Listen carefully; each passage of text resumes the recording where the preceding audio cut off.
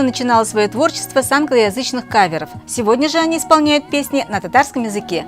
При этом кладут их на стихи татарских поэтов, как современников, так и классиков татарской литературы. Мы делаем песни на стихи татарских поэтов, как и вот современников наших, Луиза Инсуар, Йылдыз Миннуллина, Азат Миргаев и так далее, так и классиков.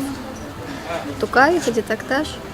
И мы особо не задумываемся о том, классические они либо нет. То есть мы понимаем, естественно, но для нас это не преграда какая-то. Пласт татарской поэзии, начиная с новой, с новейшей поэзии в начале 20 века, век расцвета татарской поэзии с Тукая, вот Такташ, и дальше продолжаются уже послевоенные, вот шестидесятники, вот Эльмира Шарифуллина, Роберт Ахмедзянов, это уже такой расцвет шестидесятников. И, естественно, они по такой цепочке уже приближаются к нам, к нашему поколению. И Луиза Шарова, которая читала свои стихи на сцене, и молодых исполнителей зрители приняли хорошо. Некоторые специально, как оказалось, приехали в Пестрыцы, чтобы увидеть необычную группу.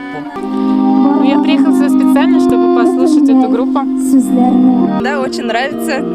Очень интересные ребята. Наша ближайшая подруга Луиза Инсуар. Мы приехали, узнали от нее, приехали посмотреть. Очень интересно. Жалко, что мало народу только.